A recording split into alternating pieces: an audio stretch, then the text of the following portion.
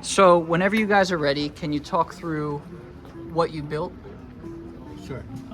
So the overall thing we're building was a 2-player version Tetris for the Pico. At the hardware level, we have 2 controllers that we can solder. They're like these 6 buttons. So left moves are like pieces left, right, down, and you can rotate clockwise and counterclockwise. The 2350 has problems with latch up, so each of these is connected to like a ground pull down resistor. And there's a store button, which is the middle one here, which can hold my piece. Okay. There's another button we'll talk about later, but there's also, we have audio going on, so you can hear music and sound effects. You can hear when the blocks actually place with a light I hear the noise. thump. Yeah. Yeah, like a thump.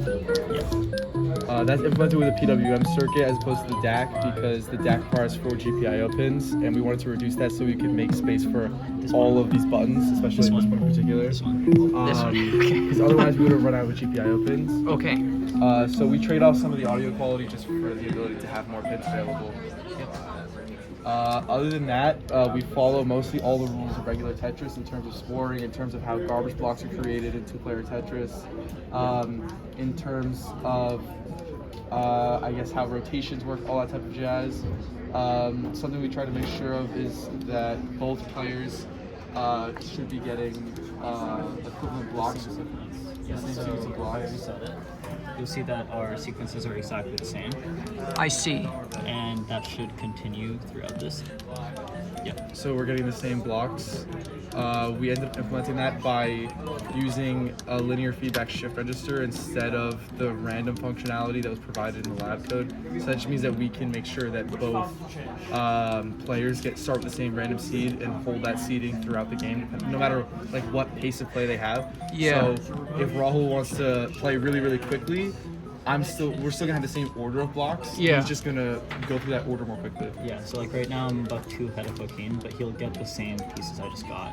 So no player gets like a lucky versus unlucky sequence of No. pieces. Everybody gets No, the same everyone gets the pieces same. in the same order. In terms of luck, that might bring us to the special button that we have. Okay. Yeah, so this button is we call it the nuke button, and it can do one of 6 things. I'm gonna press it. It swapped our held pieces, and you can see it. You can press it every 10 seconds. So it swaps these two. Yeah, It so swapped it's on those them. two. And it says the little text under what it did. Okay. Yep, it was my lucky day. I don't have a board anymore. Oh, so So it just cleared your it board. just- my Clear this entire board. while I'm struggling. There are other possible scenarios as well, like I'm gonna hope and pray that I get something good here. Oh, Okay, that was my lucky day this time. Okay. But Yeah. some of the other options we have are swapping the currently you can swap the current boards. blocks. You can swap the current active pieces. Okay. You can You can turn the entire thing pink. You can draw. It destroys like the middle of the board. So there's a square in the middle of the board that just disappears. And you never know what's going to happen You when don't you know what's push it. gonna happen. Okay. It is Okay. random. So it's a gamble. Which Oh, makes it cool. fun. So if I have a really good board and then I swap, I could just lose the game because he can use that to his advantage. On the other hand, something to your advantage might also True. happen. Okay. True. Okay. Which is why So- I focus on playing Tetris. So there's pink mode.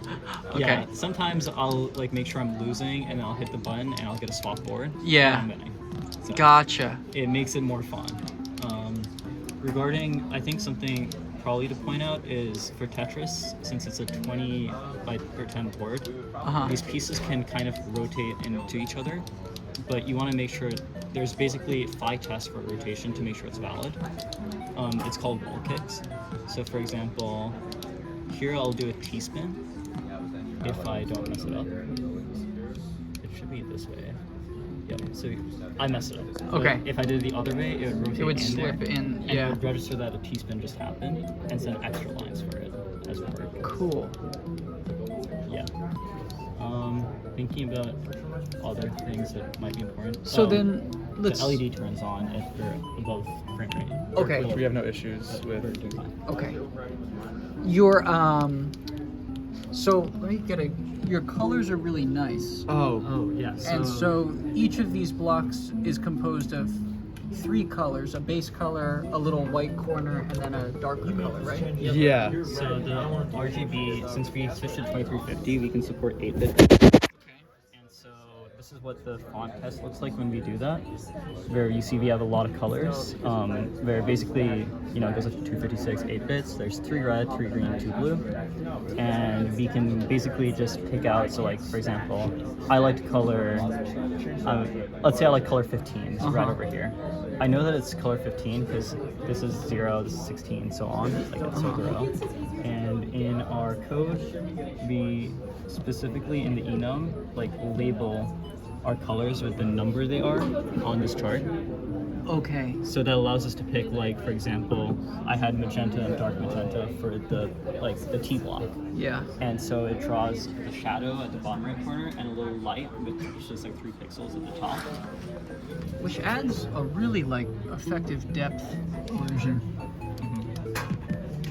And so just to be clear, the course is based on the 2040, which only has enough RAM to support 4-bit color. You guys wanted more colors, and so you switched to the 2350 to get more RAM. Because I know that Bruce has a demo for 8-bit on the 2040, but then the pixel or the screen gets cut down to like 320 by 240. Yeah. Yeah. So we wanted the full screen. Yeah. Really nice. And then the background music. Can you talk a little bit about how that's implemented? Yeah, so the background music, I literally just like went in GarageBand. I took the Tetris chords for the theme, and then I just built. Okay. And then converted to a WAV file.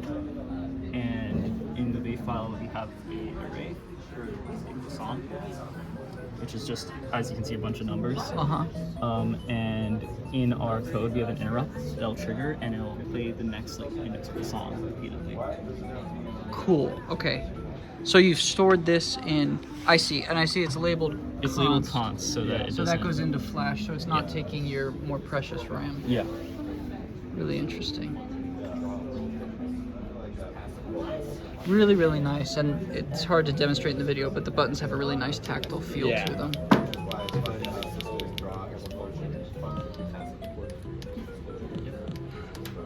Really cool. I'm trying to think if there's anything else to mention here.